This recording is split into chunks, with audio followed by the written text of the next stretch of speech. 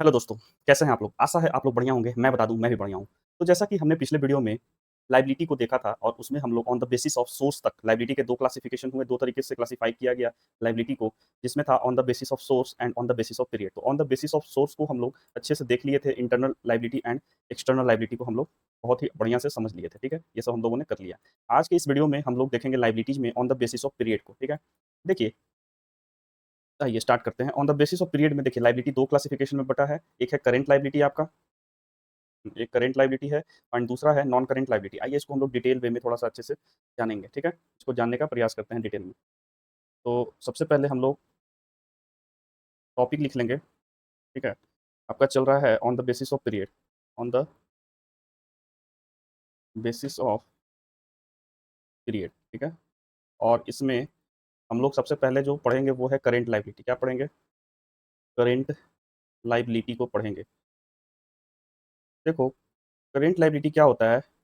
It refers to company's short term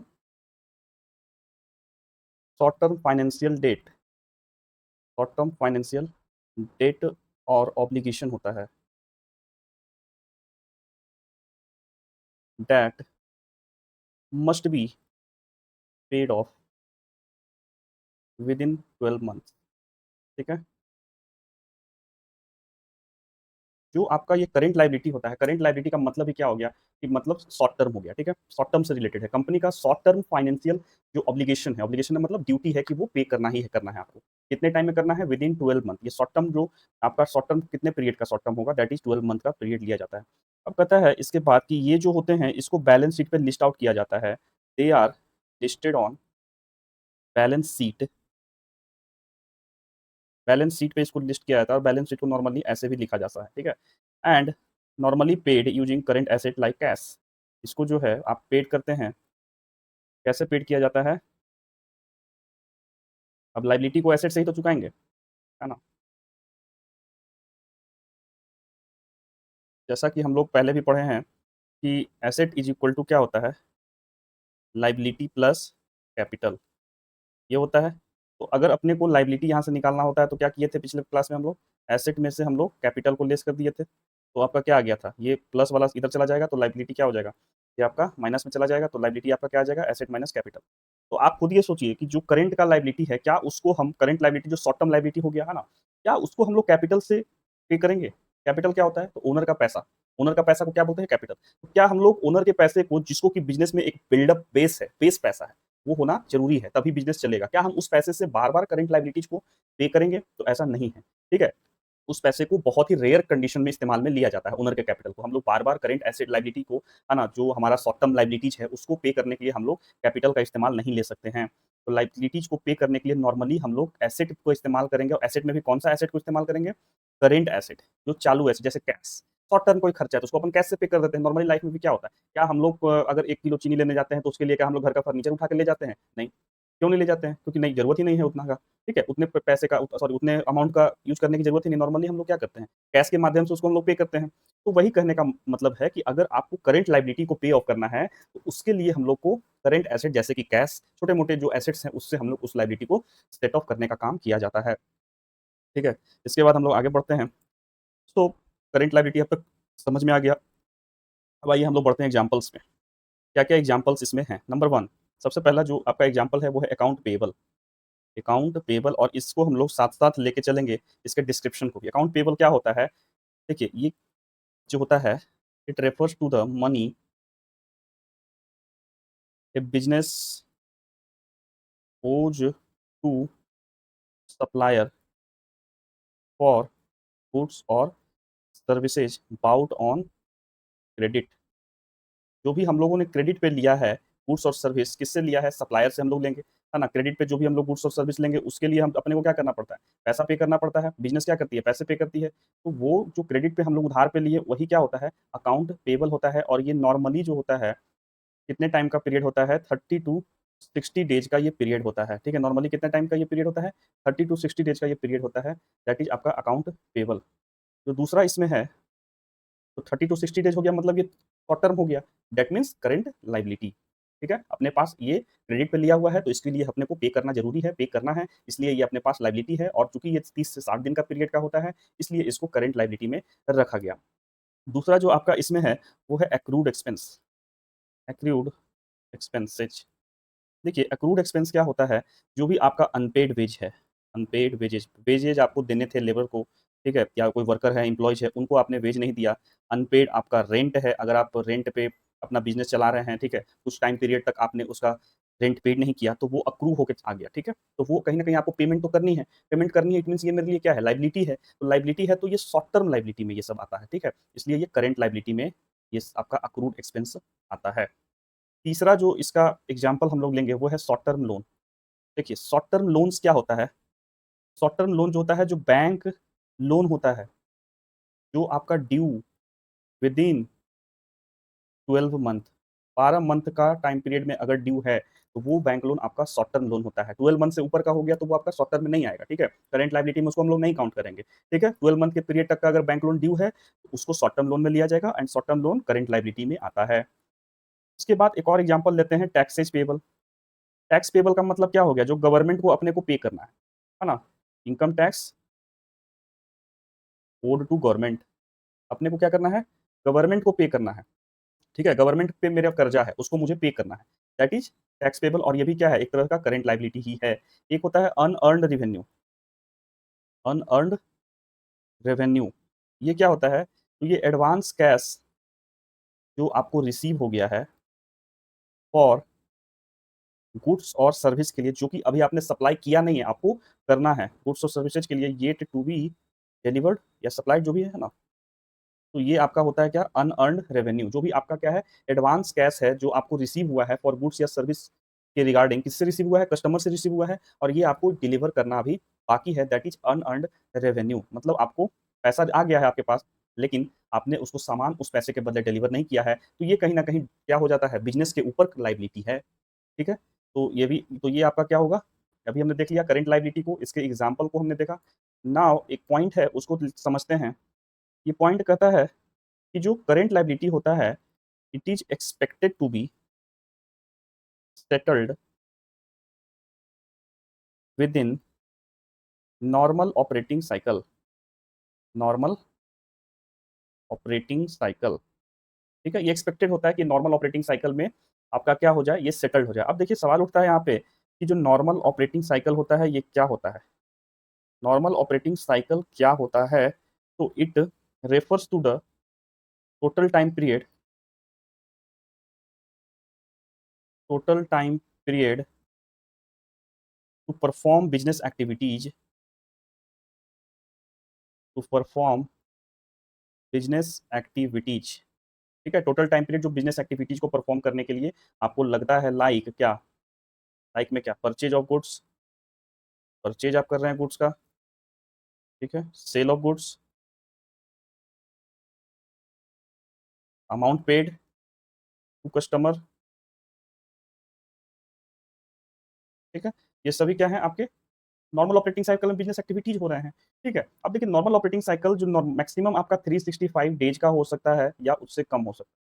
ठीक है? अब उसमें ये कैसे कैलकुलेट होता है, तो इसका एक प्रॉपर फ़ॉर्मूला होता है, उसके हिसाब से ये कैलकुलेट होता है और ये 365 डेज़ से ज़्यादा नहीं हो सकता। मतलब नॉर्मल ऑपरेटिंग साइकिल मैक्सिमम एक ईयर में कितना दिन कोई चीज़ आपको जैसे गुड्स को परचेज़ करना है, तो गुड्स को परचेज़ करना है तो उसके लिए कितना दिन का सेल है, कितने दिन का वो परचेज़ है, तो उस तरीके से उस टाइम पीरियड में उसको क्या किया जाता है, निकाला जाता है, ठीक है? ये एक अलग टॉपिक का पार्ट हो सकता है, इसको अभी हम लोग यहाँ नहीं पढ़ेंगे, तो मोटा-मोटी आपको यही समझना है कि मैक्सिमम जो है आपका वही वाला बात हो गया कि 365 डे यानी कि 1 साल में आपको सेटल कर लेना है, 12 मंथ में सेटल कर लेना है, दैट इज़ करंट लायबिलिटी। बहुत सारी जगह पे आपको नॉर्मल ऑपरेटिंग साइकिल का वर्ड आपको नज़र आएगा, मतलब वही समझ लेना है कि मैक्सिमम आपको 1 ईयर में उसको क्या करना है, सेटल करना है, ठीक है? दैट इज़ करंट लायबिलिटी, ठीक है? नाउ अब हम लोग इसके आगे पढ़ेंगे, जो इसका दूसरा अपन क्लासिफिकेशन जो पढ़ रहे थे, 1 minute on the basis of period, इसमें हमने करंट लायबिलिटी को पढ़ लिया। अब हम लोग नॉन करंट लायबिलिटी पे आते हैं। देखिए, जो नॉन करंट लायबिलिटी होता है, इस पे आइए, नॉन करंट लायबिलिटी। देखिए, नॉन करंट लायबिलिटी को पढ़ाने से पहले एक बार मैं थोड़ा-सा इसको शॉर्टली आपको करंट लायबिलिटी को रिवाइज़ करा देता हूँ, जिससे क्या होगा कि नॉन करंट लायबिलिटी थोड़ा-सा आसान हो जाता है। मोटा-मोटी देखिए करंट लायबिलिटी में हमने क्या पढ़ा कि कंपनी का शॉर्ट टर्म फाइनेंशियल डेट या ऑब्लिगेशन जो कंपनी को पेड करना है, पेड कब तक करना है? 12 मंथ के अंदर में पे कर देना है। जो भी उसने कर्जा लिया है, जो भी उसका ड्यूटी है, ऑब्लिगेशन है, जो भी उसने सर्विसेज लिए हैं, गुड्स लिए हैं, ठीक है? उसको एवज में जो पैसा पे करना है, जो मनी पे करना है, ठीक है? उसको आपको 12 मंथ्स में पूरे कर देनी है, दैट इज़ करंट लायबिलिटी, ठीक है? और ये आपका बैलेंस शीट में आता है और इसको क्या करते हैं मैक्स मोस्टली क्या किया जाता है करंट एसेट जैसे कैश के माध्यम से इसको अपन पेड करते हैं। इसके बहुत सारे एग्जांपल जैसे हमने देखा अकाउंट पेबल क्या होता है? तो जो भी गुड्स या सर्विस क्रेडिट पे लिया जाता है, सप्लायर से उधार लिया जाता है, तो उसके एवज में पैसा अपने को पे करना होता है। बहुत सारे जो दुकानदार होते हैं, वो तुरंत पैसा नहीं पे करके कुछ टाइम लेते हैं, लाइक 30 डेज़, 50 डेज़, 20 डेज़ इस तरीके से, ठीक है? मोटा-मोटी ये 30 से 60 डेज़ का पीरियड होता है अकाउंट पेबल का, ठीक है? उसी तरीके से एक्रूड एक्सपेंस है, ठीक है? जो भी आपका अनपेड वेज है, अनपेड रेंट है, वो आपका एक्रूड एक्सपेंसेस में आते हैं। शॉर्ट टर्म लोन हो गया, जो बैंक के पास आपका लोन ड्यू है, कितने टाइम के लिए? विदिन 12 मंथ का, that is short term loan. उसी तरीके से टैक्स पेबल जो भी इनकम टैक्स गवर्नमेंट को देनी है, दिया नहीं है, देनी है, ठीक है? ये भी टैक्स पेबल इसी में आता है। अनअर्न्ड रेवेन्यू हो गया, जो भी गुड्स या सर्विस आपने ले लिया, ठीक है? सॉरी, यहाँ अनअर्न्ड रेवेन्यू मतलब कैश तो आपने रिसीव कर लिया एडवांस में। एडवांस में होता है ना कि अगर गुड्स या सर्विस आपको खरीदना है तो एडवांस में कई जगह पेमेंट कर दिया जाता है। कई जगह पेमेंट कर दिया जाता है लेकिन गुड्स या सर्विस अभी टाइम है उसको डिलीवर होने में, अभी डिलीवर तुरंत नहीं होगा वो गुड्स या सर्विस, तो वो क्या होता है? अनअर्न्ड रेवेन्यू होता है, ठीक है? ये मोस्टली आपके नॉर्मल ऑपरेटिंग साइकिल में सेटल्ड हो जाते हैं। नॉर्मल ऑपरेटिंग साइकिल मैक्सिमम आपका 365 डेज़ का होता है, ठीक है? यहाँ तक का बात समझ में आ गया। अब आगे बढ़ेंगे हम लोग, that is non current liability. देखिए, नॉन करेंट लायबिलिटी में क्या बोलता है? 1 second, what happened? Non current liability में it refers to long term. देखिए, वहाँ पे क्या था? शॉर्ट टर्म फाइनेंशियल ऑब्लिगेशन था, यहाँ पे लॉन्ग टर्म फाइनेंशियल डेट या ऑब्लिगेशन हो जाएगा। दैट ए बिज़नेस ओज दैट ए बिज़नेस ओज एंड नीड नॉट टू पे विदिन 12 नेक्स्ट 12 मंथ। ओके, मतलब यहाँ पे ऑब्लिगेशन आपके पास नहीं है, ऑब्लिगेशन ये नहीं है कि आपको 12 मंथ में पे कर देना है, ठीक है? आप उससे ज़्यादा का टाइम पीरियड ले सकते हैं, ठीक है? ये नॉन करंट लायबिलिटी 20-20 साल, 30-30 साल तक का चलता है, ठीक है? लेकिन करंट लायबिलिटी में आपको 12 मंथ तक में पे कर देना है। नॉन करंट लायबिलिटी में 12 मंथ से ज़्यादा का टाइम में आपको पे करना है, ठीक है? ऐसा कोई ऑब्लिगेशन नहीं है कि आपको 12 मंथ के अंदर में पे करना है, इसलिए तो ये नॉन करंट लायबिलिटी है, मतलब करंट नहीं है, ठीक है? इसमें आपका एग्जांपल्स में आते हैं, जो भी एग्जांपल शॉर्ट टर्म का देखें, वही सब एग्जांपल लॉन्ग टर्म का हो जाएगा। जैसे सबसे पहला long term borrowing. Long term borrowing क्या होता है? सेम होता है कि ये आपका फाइनेंशियल ऑब्लिगेशन है जो कंपनी या इंडिविजुअल को नीड नॉट टू बी पे विद इन नेक्स्ट 12 मंथ, ठीक है? दिस इट रेफर्स टू, चलिए लिख ही लेते हैं, है ना? Financial obligation that a company और individual need to have to pay not have to pay within next 12 month. These funds, एक और पॉइंट इसमें जोड़ेंगे कि इन फंड्स का जो इस्तेमाल है are mostly used in fixed assets या फिर लॉन्ग टर्म बिजनेस ग्रोथ, ठीक है? ये जो फंड्स हैं, ये मोस्टली आपके इस्तेमाल होते हैं या तो फिक्स्ड एसेट के में उसको परचेज़ करने में या फिर लॉन्ग टर्म बिज़नेस के ग्रोथ में इस्तेमाल किए जाते हैं, ठीक है? ये एक एग्जांपल हो गया आपके लॉन्ग टर्म बोरोविंग्स। दूसरा इसमें एग्जांपल हम लोग लेके चलते हैं, देखिए जो मोस्ट कॉमन एग्जांपल से हम लोग उसी को लेके चलेंगे, ऐसे तो एग्जांपल बहुत कुछ हो सकते हैं, ठीक है? डिबेंचर्स, डिबेंचर क्या होता है? It refers to long term, ये क्या होते हैं? तो ये लॉन्ग टर्म आपका क्या होता है? डेट इंस्ट्रूमेंट होता है, जो कि इश्यू किया जाता है किसके द्वारा? कंपनी के द्वारा या गवर्नमेंट के द्वारा, इसलिए टू रेज कैपिटल, कैपिटल को बढ़ाने के लिए डिवेंचर इशू किया जाता है। एक तरह का डेट होता है, ठीक है? जो कंपनी के द्वारा इशू किया जाता है, लोग उस डेट को में इन्वेस्ट करते हैं और कंपनी उसको फिर क्या करती है बाद में इंटरेस्ट उसका पे करते रहती है ना? ईयर टू ईयर, ठीक है? तो ये डिवेंचर होता है, ये कंपनी को फंड्स की रिक्वायरमेंट को पूरा करने के लिए डिवेंचर्स इशू किए जाते हैं। इसी तरीके से होता है प्रोविजंस। प्रोविजन क्या होता है? It is the estimated total या एस्टिमेटेड एक्सपेंसेस होता है, for potential future liability, future liability like legal settlement.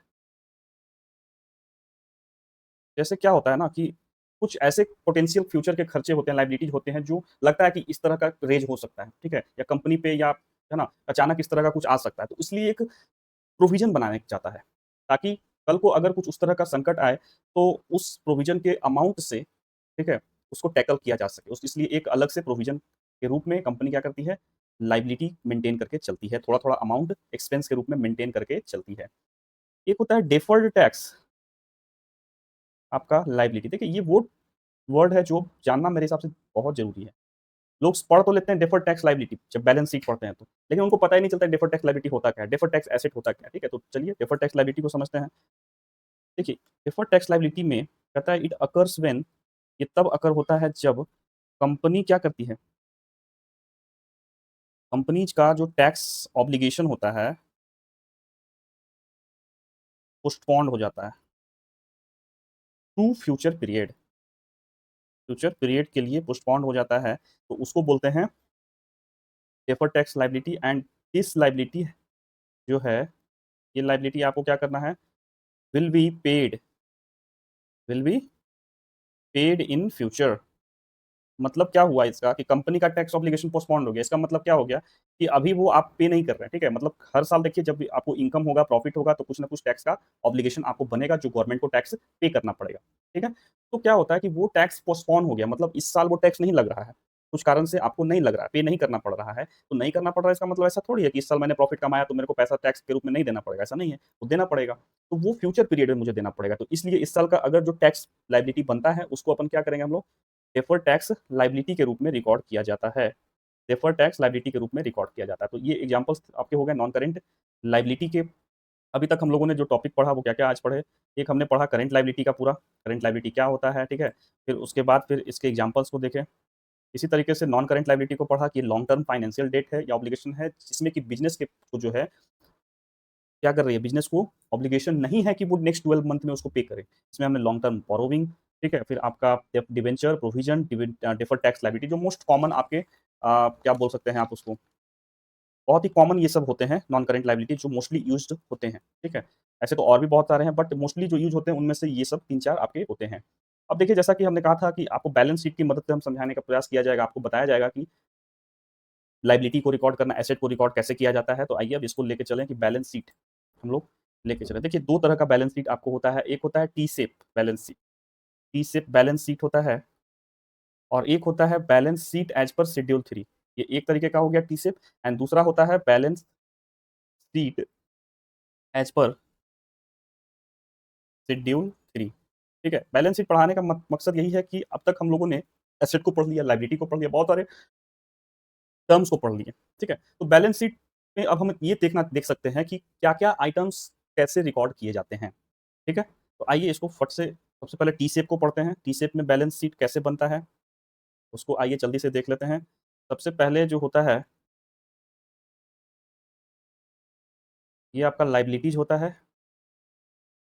फिर यहाँ पे अमाउंट, फिर ये एसेट होता है, ये होता है अमाउंट, ठीक है। देन फिर को क्लोज़ करेंगे,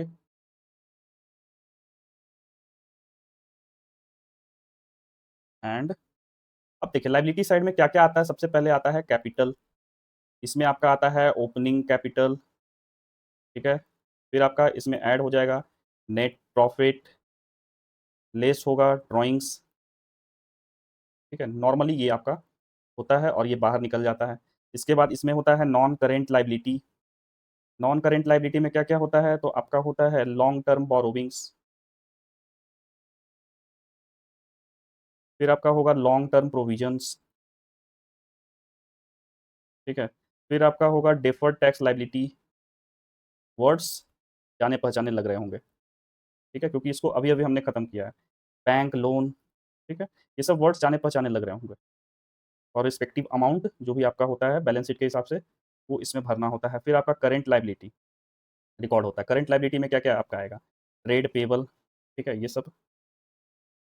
फिर आपका short term provisions, short term borrowings लिखो, ठीक है? इस तरह से आते हैं और उसके बाद फिर ये क्लोज़ कर दिया जाता है। तो ये सेक्शन आपका किसका हो गया? लायबिलिटी साइड का। इसी तरीके से एसेट साइड में क्या आता है? Property, plant and equipment. इसमें क्या आपका आएगा? इसमें जो भी आपके फिक्स्ड एसेट हैं जैसे फर्नीचर, ठीक है? आपके प्लांट एंड मशीनरी, आपके इक्विपमेंट, ठीक है? ये सब आपके पीपीई में आएँगे और भी बहुत सारे आएँगे, ठीक है? अभी अपने को समझ के चलना है, उस हिसाब से हम लोग लिख रहे हैं। फिर आपका करंट एसेट में आपका क्या-क्या आएगा? Cash in hand, cash at bank, ठीक है? इस तरह से आपको ये टोटल आपको आता है और इधर साइड का बैलेंस और ये साइड का जो बैलेंस होता है, वो दोनों मस्ट है कि मैच होना चाहिए।